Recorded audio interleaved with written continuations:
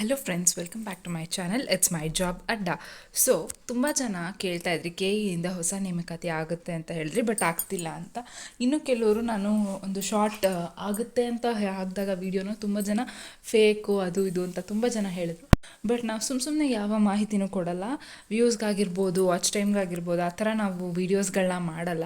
ನಾವೇನೇ ಇದ್ರೂ ಕರೆಕ್ಟಾಗಿ ಇನ್ಫಾರ್ಮೇಷನ್ನ ಕೊಡ್ತೀವಿ. ಸೊ ಈ ಒಂದು ನಂಬಿಕೆ ನಿಮ್ಮಲ್ಲಿದ್ದರೆ ಮಾತ್ರನೇ ಸಬ್ಸ್ಕ್ರೈಬ್ ಆಗಿ. ನನಗೇನು ತೊಂದರೆ ಇಲ್ಲ, ಬಟ್ ಇದೊಂದು ನನ್ನ ಸಣ್ಣ ಒಂದು ಪ್ರಯತ್ನ ಹೊರತು ನಾನೇನು ನಿಮ್ಮಿಂದ ನಿರೀಕ್ಷೆನ ಮಾಡ್ತಾ ಇಲ್ಲ. ಸೊ ಇದೆಲ್ಲನೂ ಕೆಲವೊಬ್ಬರು ಮಾಡ್ತಾರೆ, ಬಟ್ ನೀದೆಲ್ಲೆಸ್ ನಾನೊಂದು ಈ ವಿಡಿಯೋನ ಸ್ಟಾರ್ಟ್ ಮಾಡ್ತಾ ಇದ್ದೀನಿ. ಸೊ ಎಲ್ಲರಿಗೂ ಒಂದು ಹ್ಯಾಪಿ ನ್ಯೂಸ್ ಏನು ಅಂತಂತಂದರೆ, ಕೆ ಇ ಎಯಿಂದ ಹೊಸ ಒಂದು ನೋಟಿಫಿಕೇಷನ್ ಹೊರ ಬಂದಿದೆ.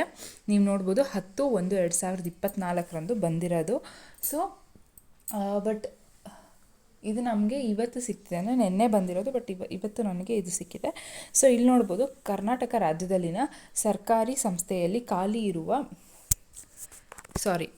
ಸಾರಿಗೆ ಸಂಸ್ಥೆಯಲ್ಲಿ ಖಾಲಿ ಇರುವ ವಿವಿಧ ಹುದ್ದೆಗಳಿಗೆ ನೇರ ನೇಮಕಾತಿ. ಓಕೆನಾ? ಯಾವ ಯಾವ ಇಲಾಖೆಯಲ್ಲಿ ಅಂತ ಅಂದ್ಬಿಟ್ಟು ಅವ್ರು ಹೇಳಿದ್ದಾರೆ ನೋಡಿ.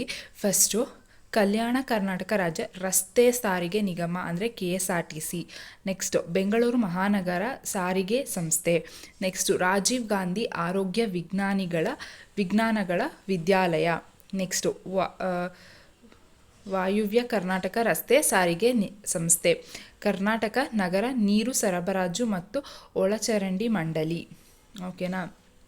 ಸೊ ಇಷ್ಟು. ಓಕೆನಾ? 5 ಸಂಸ್ಥೆಯಲ್ಲಿ ನಿಮಗೆ ಖಾಲಿ ಹುದ್ದೆಗಳನ್ನ ಅವರಿಲ್ಲಿ ಭರ್ತಿ ಮಾಡ್ಕೊಳ್ಳೋದಕ್ಕೆ ಕರಿತಾ ಇದ್ದಾರೆ.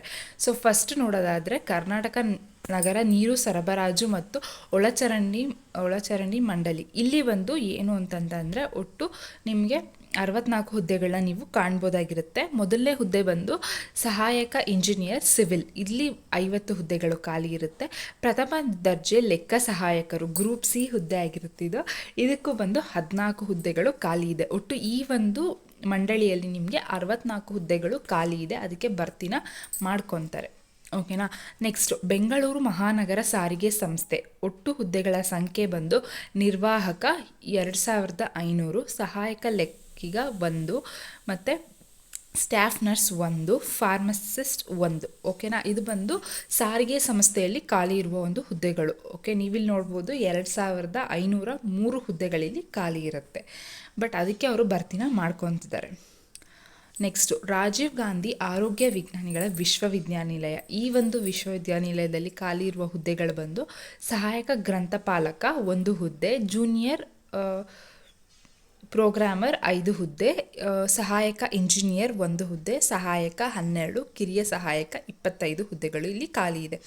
ಸರಾಸರಿ ಒಂದು 50 ಹುದ್ದೆಗಳಿಲ್ಲಿ ಖಾಲಿ ಇದೆ. ಸೊ ಯಾರ್ಯಾರು ಇಷ್ಟಪಡ್ತಿರೋ ಅವರು ಅಪ್ಲೈನ ಮಾಡ್ಬೋದಾಗಿರುತ್ತೆ.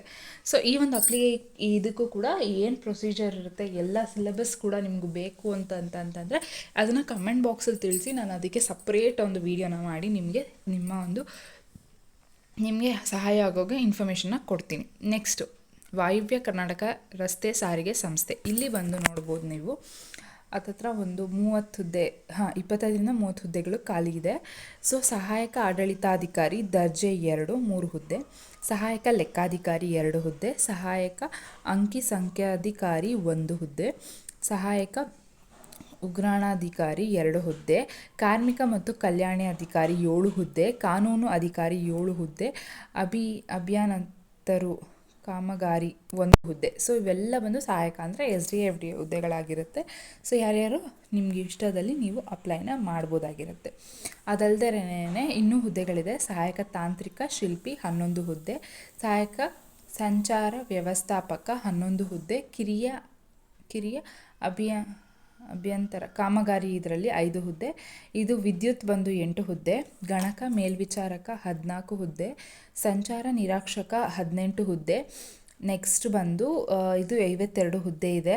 ಸಹಾಯಕ ಸಂಚಾರ ನಿರೀಕ್ಷಕ ದರ್ಜೆ 3 28 ಹುದ್ದೆ, ಕುಶಲಕರ್ಮಿ ಇದು ದರ್ಜೆ 3 80 ಹುದ್ದೆ, ತಾಂತ್ರಿಕ ಸಹಾಯಕ ಇದು ಬಂದು ದರ್ಜೆ 3 ಇರುತ್ತೆ. ಇಲ್ಲಿ ಬಂದು 500 ಪೋಸ್ಟ್ ಇರುತ್ತೆ.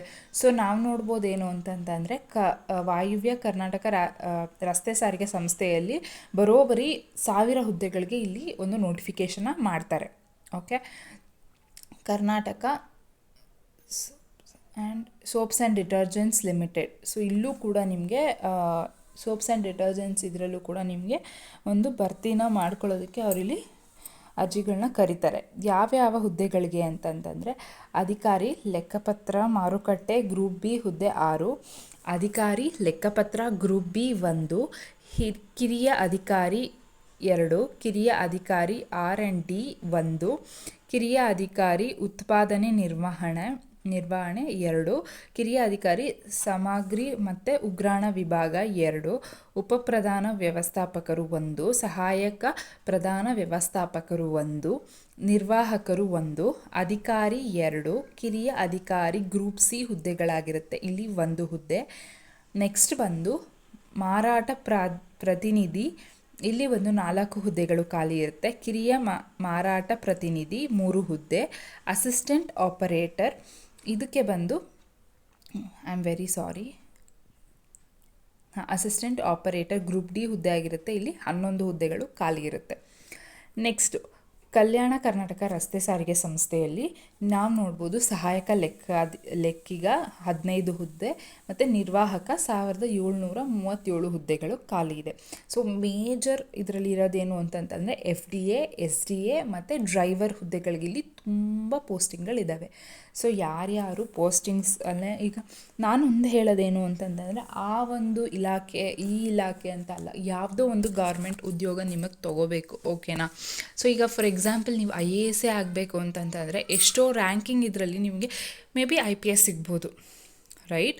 ಸೊ ನಿಮ್ಗೆ IAS ಆಗಬೇಕು ಅಂತಂದಾಗ ಏನು ಮಾಡ್ತಾರೆ, ಸಿಕ್ಕಿರೋ ರ್ಯಾಂಕಿಂಗ್ ಬಿಟ್ಬಿಟ್ಟು ಯಾರೂ ಕೂರಲ್ಲ, IPS ಆಗಿರ್ತಾರೆ. IPS ಆದಾದ್ಮೇಲೆ ನೆಕ್ಸ್ಟ್ ಅವ್ರು ಯಾವ ಒಂದು ಇಲಾಖೆಗೆ ಬೇಕೋ ಅಲ್ಲಿಂದ ಅವರು ಎಕ್ಸಾಮ್ನ ಕಟ್ಟಿ ಅಲ್ಲಿ ಪಾಸ್ ಮಾಡ್ಕೊತಾರೆ. ಸೊ ಆ ಥರ ನಿಮ್ಮ ಗುರಿ ಇರಬೇಕು. ಯಾವುದೇ ಕಾರಣಕ್ಕೂ ನನ್ನ ಕೈಯಲ್ಲಿ ಆಗಲ್ಲ ಎಲ್ಸ್ ಮೇ ಬಿ ಇದು ತುಂಬ ಕಷ್ಟ ಆ ಥರ ಎಲ್ಲ ಏನಿಲ್ಲ. ಯಾಕಂದರೆ ನಿಮ್ಮ ಫ್ರೆಂಡ್ಸ್ ಲೈಕ್ ಫ್ಯಾಮಿಲಿ ಮೆಂಬರ್ಸ್ ಯಾರು ಗೌರ್ಮೆಂಟ್ ಎಕ್ಸಾಮ್ ಬರೆದು ಕ್ವಾಲಿಫೈ ಮಾಡ್ಕೊಂಡಿರ್ತಾರಲ್ವ, ಅವರೆಲ್ಲ ಗೌರ್ಮೆಂಟ್ ಹುದ್ದೆದಲ್ಲಿ ಇರ್ತಾರಲ್ವ.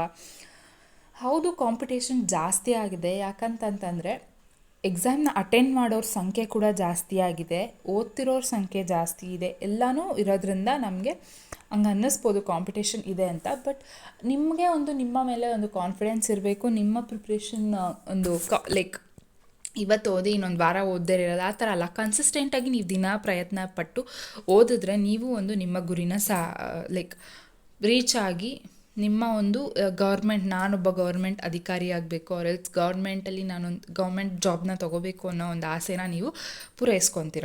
ಈಗ ನೀವೇ ಆಗಲಿ ಲೈಕ್ ನಿಮ್ಗಷ್ಟೇ ಅಂತಲೇ ಅಲ್ಲ, ನಿಮ್ಮ ಪೇರೆಂಟ್ಸ್ಗಾಗಿರ್ಬೋದು, ನಿಮ್ಮ ಫ್ಯಾಮಿಲಿ ಮೆಂಬರ್ಸ್ಗಾಗಿರ್ಬೋದು, ನನ್ನ ಮಗ ಎಲ್ಸ್ ನನ್ನ ಮಗಳು ಅಥವಾ ನಮ್ಮ ಅಣ್ಣ ಅಥವಾ ನನ್ನ ಅಕ್ಕ ತಂಗಿ ಯಾರು ಇರ್ತಾರೋ ಅವರು ಅಂದ್ಕೊಂಡಿರ್ತಾರೆ ಚೆನ್ನಾಗಿ ಓದ್ತಿದ್ದಾರೆ, ಇವ್ರಿಗೂ ಗೌರ್ಮೆಂಟ್ ಜಾಬ್ ತೊಗೋಬೇಕು ಅಂತ ಅವ್ರಿಗೂ ಆಸೆ ಇರುತ್ತೆ. ಸೊ ನಿಮ್ಮ ಪರಿಶ್ರಮ ಲೈಕ್ ಒಂದು ಗುರಿ ಮುಟ್ಟೋ ತನಕ ನಿಲ್ಲಬಾರ್ದು. Like failures are the stepping stone for success. ಒಂದು ಸತಿ ಫೇಲ್ ಆಯಿತು ಅಂತ ಅಂದ್ಬಿಟ್ಟು ಕೈ ಕಟ್ಕೊಂಡು ಕೂತ್ಕೊಳ್ಳೋಕೆ ಹೋಗಬೇಡಿ. ಮತ್ತೆ ಪ್ರಯತ್ನ ಪಟ್ಟು ಸಕ್ಸಸ್ನ ನಿಮ್ದಾಗಿಸ್ಕೊಳ್ಳಿ. ಸೊ ಇದಿಷ್ಟು ನಿಮ್ಮ ಲೈಕ್ ನಿಮಗೆ ಒಂದು ನಾನು ಕೊಡ್ತಿರೋ ಒಂದು ಮಾಹಿತಿ. ಈ ಒಂದು ವಿಡಿಯೋ ನಿಮಗೆ ಇಷ್ಟ ಆಗಿದ್ದಲ್ಲಿ ವಿಡಿಯೋನ ಲೈಕ್ ಮಾಡಿ, ಶೇರ್ ಮಾಡಿ, ಹಾಗೂ ನನ್ನ ಚಾನಲ್ನ ಸಬ್ಸ್ಕ್ರೈಬ್ ಮಾಡ್ಕೊಳ್ಳಿ. ನಿಮ್ಮ ಪ್ರೀತಿ ಸದಾ ಹೀಗೆ ಇರಲಿ. ಧನ್ಯವಾದಗಳು.